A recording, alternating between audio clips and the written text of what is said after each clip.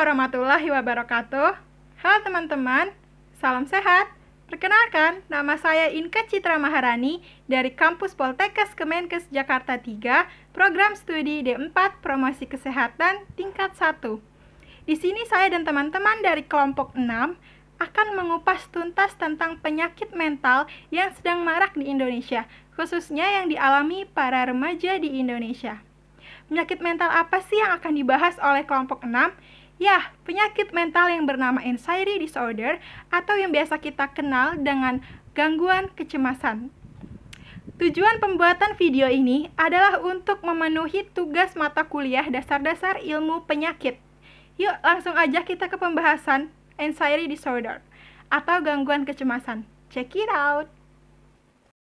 Anxiety disorders adalah gangguan kecemasan yang terjadi secara berlebihan dan terus-menerus,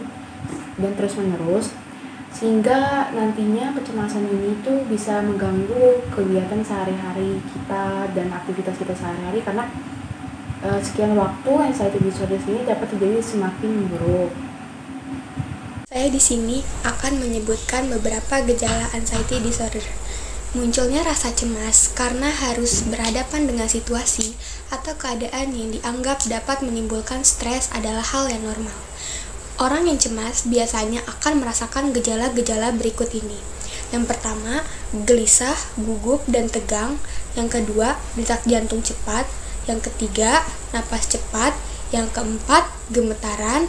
Yang kelima, sulit atau bahkan tidak bisa tidur. Yang keenam, banyak berkeringat. Yang ketujuh, tubuh terasa lemas. Yang ke-8, sulit konsentrasi. Dan yang terakhir, adanya perasaan seperti akan ditimpa bahaya. Saya akan menjelaskan tentang jenis-jenis anxiety disorder. Yang pertama itu ada generalized anxiety disorder atau GAD. Nah, GAD ini gejala kecemasan umum, yaitu gangguan kecemasan yang biasanya mengkhawatirkan masalah-masalah yang umum dan dialami oleh banyak orang seperti kesehatan, uang, pekerjaan, dan keluarga. Tetapi, kecemasan yang dialami oleh penderita GAD ini memiliki berlebihan dan hampir setiap hari. Kecemasan pada GAD dialami setidaknya selama 6 bulan. Pada tipe ini, gangguan kecemasan dapat menimbulkan gejala yang berupa itu. Pertama, ada merasa gelisah dan bingung. Yang kedua, mudah lelah. Yang ketiga, mengalami kesulitan berkonsentrasi dan pikiran menjadi kosong. Yang keempat, menjadi mudah tersinggung. Yang kelima, mengalami ketegangan otot. Yang keenam, kesulitan mengendalikan perasaan khawatir.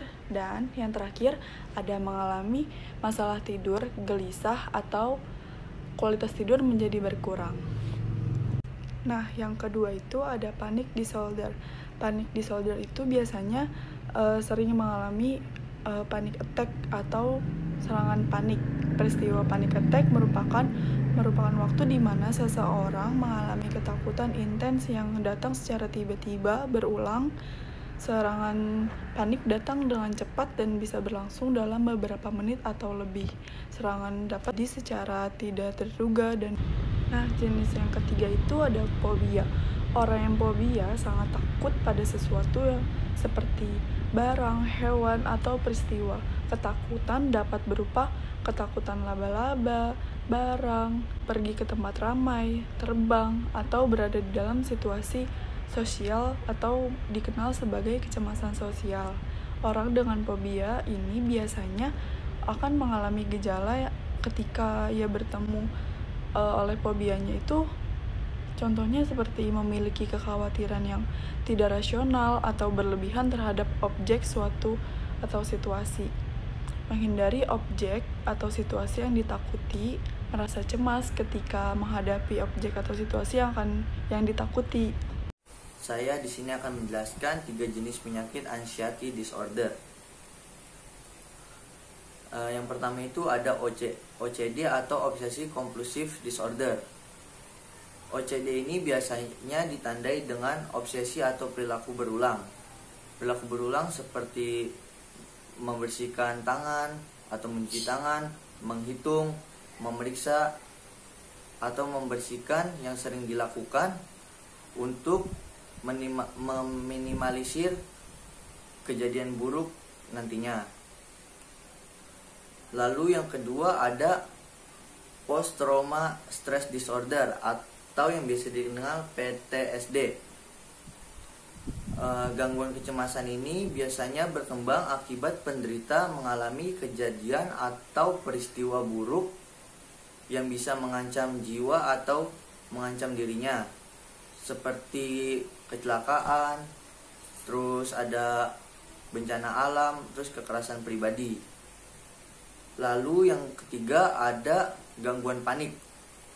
Gangguan panik atau serangan panik ini biasanya terjadi di mana saja dan kapan saja. Lalu penderita gangguan panik ini biasanya mengalami gejala seperti tubuh berdebar, tubuh bergemetar, lalu keringat dingin, dan tubuh menjadi lemas.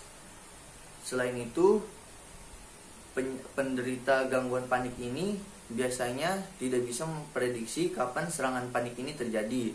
Lantas, penderita panik ini banyak sekali yang menjauhkan diri dari lingkungan sosial karena mereka takut serangan panik itu kambuh saat mereka berada di tempat umum. Selanjutnya adalah cara mengatasi penyakit mental anxiety disorder atau gangguan kecemasan. Bagi teman-teman yang merasa mengalami penyakit ini, akan ada baiknya jika teman-teman menanamkan beberapa sifat pada diri dan pikiran teman-teman semua. Sifat tersebut antara lain apa aja sih, Kak? Ya, yang pertama ada yang namanya positive thinking atau berpikir positif. Teman-teman menerapkan sifat ini dimanapun dan kapanpun teman-teman berada ya. Teman-teman harus berpikir positif bahwa teman-teman mampu dan bisa dalam melakukan suatu hal. Kemudian yang kedua, ada yang namanya rasa percaya diri. Teman-teman harus memiliki rasa percaya diri. Percaya diri kalau kalian sanggup dan mampu dalam melakukan sesuatu. Jangan mendengarkan kritik atau komentar jelek dari seseorang, apalagi memasukkannya ke dalam hati. Nah, karena apa? Karena hal itu dapat membuat teman-teman down saja. Jadi, akan lebih baik jika teman-teman semua mengabaikan kata-kata orang tersebut. Kemudian, yang ketiga, ada rasa cinta pada diri sendiri atau love yourself. Dalam hal apa ini, Kak? Ya, dengan menanamkan sifat ini, teman-teman diharapkan dapat menerima kekurangan yang ada pada diri teman-teman semua. Nah, diharapkan juga teman-teman dapat menjadikan kekurangan tersebut menjadi kelebihan yang baik nantinya. Kemudian, yang keempat, ada teknik relaksasi atau mediasi. Nah, dalam teknik ini, sangat-sangat membantu teman-teman untuk menjernihkan pikiran yang mengganggu teman-teman. Menjernihkan pikiran yang menjadi bahan overthinking teman-teman. Jadi, saya sarankan untuk teman-teman mencoba teknik mediasi atau relaksasi ini ya teman-teman. Kemudian, yang kelima, ada istirahat yang cukup. Teman-teman harus pintar membagi waktu antara aktivitas teman-teman dan waktu istirahat teman-teman. Dan waktu istirahat tersebut haruslah cukup dan sesuai dengan yang semestinya. Minuman khususnya yang mengandung alkohol dan kafein, karena selain kandungan yang berbahaya, tidak sehat juga loh untuk tubuh, terutama untuk para remaja di Indonesia. Untuk kesimpulan mengenai penyakit anxiety disorder ini atau yang biasa disebut dengan gangguan kecemasan pada mental, bahwasannya tuh anxiety disorder ini terbagi menjadi beberapa jenis tergantung orang yang mengalaminya. Dan penyakit anxiety disorder ini nih seolah-olah kayak mengetahui apa yang sedang kita lakukan dan sedang kita hadapi, dan datangnya bisa secara tiba-tiba. Oleh karena itu kita harus membiasakan diri kita dengan mempelajari diri kita sendiri atau mengenali diri kita, lalu mulai menerima diri kita padanya. Jadi kita bisa meminimalisir adanya anxiety disorder pada diri kita. Lalu penyakit anxiety disorder ini termasuknya penyakit yang sangat biasa terjadi di kalangan remaja, khususnya yang masih beranjak dewasa, khususnya sih pada orang-orang yang introvert. Untuk sarannya mengenai anxiety disorder ini, kita harus bisa lebih memahami diri kita sendiri, itu pertama kali. Lalu kita harus mempelajari diri kita, apa kekurangan diri kita, lalu mencintai diri kita sendiri untuk mengurangi adanya anxiety disorder pada diri kita. Lalu kita juga bisa menjadi lebih terbuka kepada orang-orang yang kita percayai, sehingga nantinya kita tidak akan terjerumus ke dalam penyakit anxiety disorder ini karena adanya motivasi yang masuk dari orang luar yang kita percaya, akhirnya membangun kepercayaan diri kita. Sekian dan terima kasih mengenai anxiety disorder ini. Wassalamualaikum warahmatullahi wabarakatuh.